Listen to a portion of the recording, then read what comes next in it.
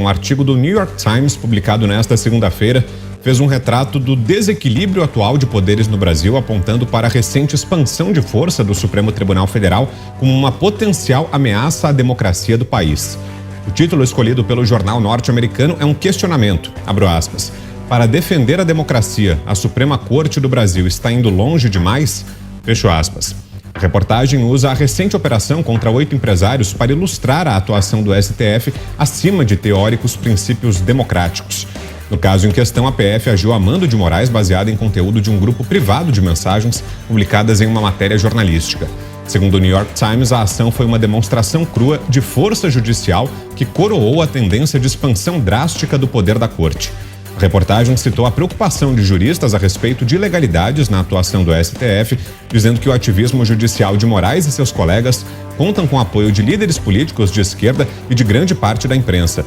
O artigo se concentrou ainda no poder desmedido exercido por Moraes nos últimos anos, resumindo ao leitor casos como o da prisão do deputado federal Daniel Silveira, dizendo que na grande totalidade das ações Moraes agiu unilateralmente. Para ilustrar o poder atual do Supremo Tribunal Federal do Brasil aos norte-americanos, o New York Times fez uma comparação mostrando que a Suprema Corte dos Estados Unidos avalia de 100 a 150 casos anualmente, enquanto o STF emitiu mais de 505 mil decisões nos últimos 5 anos. Eu ia comentar exatamente esse artigo grande, artigo longo do New York Times, que é praticamente um braço do Partido Democrata dentro dentro do consórcio americano, podemos colocar assim, dentro da imprensa americana, e o artigo repercutiu bastante. O artigo ele conta com detalhes, né, o caso sobre os empresários, que era uma conversa ali também dentro de um aplicativo de mensagens, ou seja, uma conversa privada. Depois o artigo descreve como os policiais invadiram as casas dos empresários, como os empresários eles tiveram as contas bancárias bloqueadas, as redes sociais derrubadas, e o próprio artigo já no começo fala que isso é assustador, foi a palavra que eles usaram, né? Depois o artigo fala do próprio Alexandre de Moraes, né? Mostra como a Suprema Corte nos últimos anos no Brasil vem expandindo o seu poder e o seu abuso de autoridade de maneira drástica. Conta também que a Suprema Corte já censurou veículos de imprensa, né, no Brasil, como o Dias Toffoli, como eles censuraram ali a capa de uma revista semanal no Brasil, né, uma famosa capa, o amigo do meu pai. E só para ler um trechinho aqui do artigo, que vale a pena dar uma lida, o artigo fala o seguinte sobre Alexandre de Moraes, abro aspas, o senhor Moraes prendeu 5 pessoas sem julgamento por postagens nas mídias sociais que, segundo ele, atacaram as instituições do Brasil. Ele também ordenou que as redes sociais removessem milhares de postagens e vídeos com muito pouco espaço para apelações e recursos. E este ano, 10 dos 11 juízes, a gente precisa avisar os americanos que são ministros, né? Explicar que eles não são juízes. 10 dos 11 juízes do tribunal condenaram um congressista a quase 9 anos de prisão por fazer o que eles disseram ser ameaças contra os ministros em uma transmissão ao vivo, em uma live. Então tá aí, né? O Alexandre de Moraes, a sua caneta tirânica que os brasileiros não aguentam mais, né? E é preciso cobrar dos candidatos ao Senado para essa eleição o que eles farão com essas inconstitucionalidades e esses ministros que continuam insistindo em vilipendiar nossa Constituição e desrespeitar nossas leis, o que eles farão se eleitos. E tá aí, o senhor Alexandre de Moraes, agora famoso nos Estados Unidos, e não é aí pelos motivos mais republicanos e positivos que ele esperaria que fosse. Até que enfim, né? Isso aí é o começo de uma reação inevitável, porque tudo tem que ter limite. O avanço os avanços sucessivos em direção ao penhasco, né, protagonizados pelo ministro Alexandre de Moraes, tem de parar. Quer dizer, são atos ilegais que ele está cometendo, e a qualquer momento, como temos prevenido aqui, um delegado de Polícia Federal da ativa vai se recusar a cumprir uma ordem ilegal. E tem todo o direito de fazer isso. O que eu espero é que também os juristas acordem, entidades que congreguem juristas têm de se manifestar, a OAB ou algum grupo de advogados tem de dizer que isso é ilegal, porque, por exemplo, só se pode fazer uma busca e apreensão em imóveis pertencentes a quem foi acusado de alguma coisa, ou alguém indiciado em inquérito, alguém contra essa pessoa, vítima, alvo da busca e apreensão, tem de haver alguma prova ou indício de crime. E você vai, então, você mobiliza a Polícia Federal para que consiga mais provas e indícios. Só que não, eles foram ali atirando no escuro. Joga a rede e vê o que vem. E continuam punidos os 8 empresários. O Luciano Hang está o quê? Há mais de um mês, é isso? Sem acesso às redes sociais, está tudo fechado por decisão do Alexandre de Moraes. Então, se isso não é abuso de autoridade, eu não sei o que seria. Os ministros do Supremo não se manifestam. Eles estão ajudando a manchar a imagem do tribunal mais alto aí do Poder Judiciário.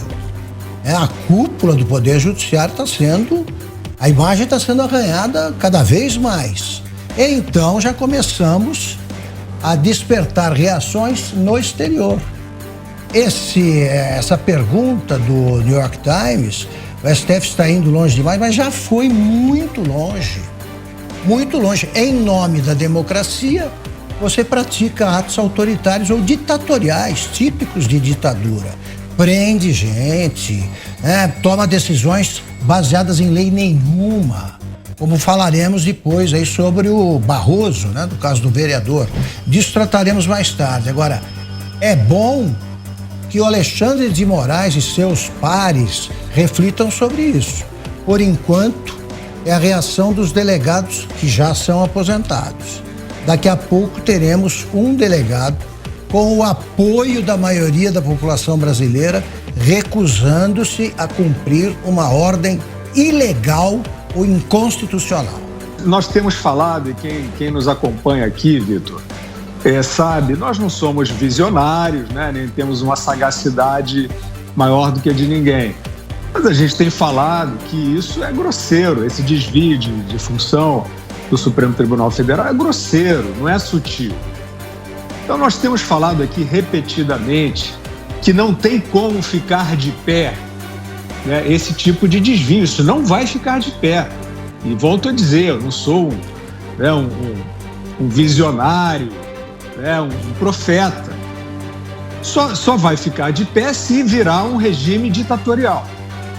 Aí isso tudo é sancionado, é absorvido, a imprensa que está calada se assume como imprensa oficial da ditadura, e aí, infelizmente, é o que a gente já viu acontecer. Mas fora disso, não tem como.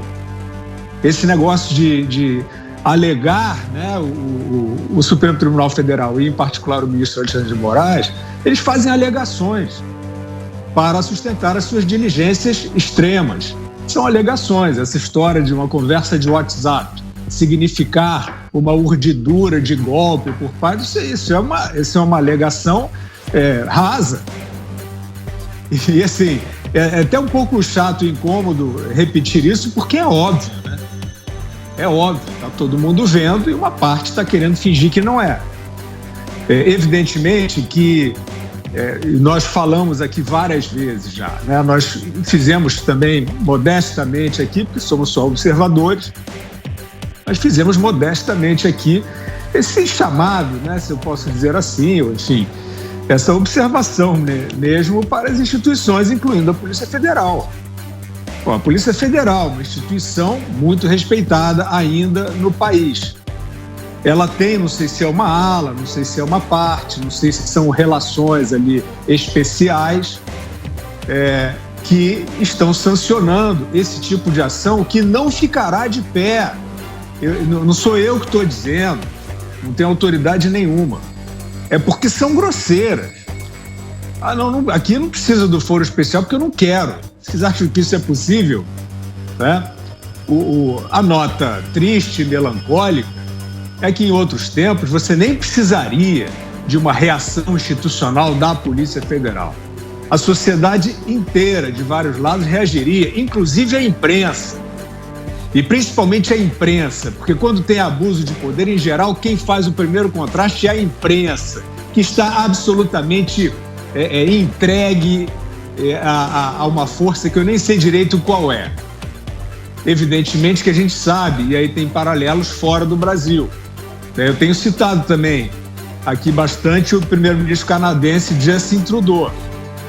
É por isso que também não é tão simples, porque isso não é uma jabuticaba, né? Como às vezes a gente aponta. Isso não é uma jabuticaba, isso não é um problema brasileiro. Isso, infelizmente, está acontecendo em outros lugares do mundo. E eu cito o Justin Trudeau porque ele é a maior caricatura. Ele faz o que ele bem entende, ele faz também, ele comanda lá do Poder Executivo mesmo, não precisa nem do Judiciário. Ele comanda ações que interferem em direitos de cidadãos, ações brutais, extremas, com aquela indumentária fantasiazinha de um cara do bem, do progressista, não sei o quê. Isso está servindo de um disfarce, de um truque em várias partes do mundo. Evidentemente que nós sabemos, então, que isso não é um problema simples, porque existe essa tentação, né? Existe aí parece ter teoria conspiratória, mas é pura verdade. A gente está vendo as instituições, a gente viu na época da pandemia, a questão de saúde. Todo mundo confiava na OMS, né? Todo mundo tinha a OMS como referência e deixou de ter, por causa deste mesmo fenômeno. As instituições estão se desmanchando com influência de quê? De dinheiro, né? De dinheiro, de poder, de sempre, não tem ideologia nenhuma. Não, eles estão montando um governo mundial, porcaria nenhuma. É influência, é grana, é comunicação, é aliciamento, né, dos meios, dos novos meios, para censurar, né, para fingir que isso que o Alexandre de Moraes faz no Brasil é comum.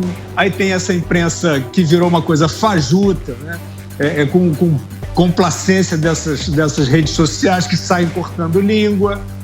É esse o esquema, o nome disso é um esquema. Isso não é um momento ideológico institucional, isso é um esquema vergonhoso. E a gente não está falando aqui porque a gente torce para um partido, não. A gente está aqui chocado, perplexo há muito tempo e esperando, evidentemente, a reação da sociedade toda, do parlamento, da Polícia Federal, do Ministério Público. Estão aparecendo, né, reações aqui e ali. E isso tem que virar uma reação. Eu volto a dizer, a gente não quer, não temos aqui o negócio de fulano tem que sofrer. A gente não pensa nisso. Mas desse jeito, quando você sanciona a covardia dessa maneira, aí realmente daqui a pouco você vai ser a vítima. Todos vocês aí que estão sancionando. Então, só para concluir, é curioso que venha do New York Times, né? Quer dizer, a gente tem a Associação de Delegados no Brasil, também está pouco, quer dizer, é importante essa reação, mas está muito pouco, muito pouco. Eu já me referi até aqui aos próprios empresários. Acho que todo mundo tem responsabilidade nisso. Se é grosseiro, se é absolutamente desviante, se é absolutamente fora, né, dos ritos processuais, todo mundo tem que falar, inclusive os empresários estão calados aí, um minuto de silêncio aqui. Desculpe, tem que falar, tem que ir à instituição. Tem que ir ao parlamento, tem que ir ao judiciário, normalmente. E parece que tem uma anestesia geral que está começando a desaparecer e a gente precisa do New York Times para fazer isso, né? New York Times, que é um jornal que deixou de ter aquela grandeza, né? Tem feito também aí um papel estranho em relação a esses problemas todos e agora aparece até o New York Times comentando que isso não é aceitável.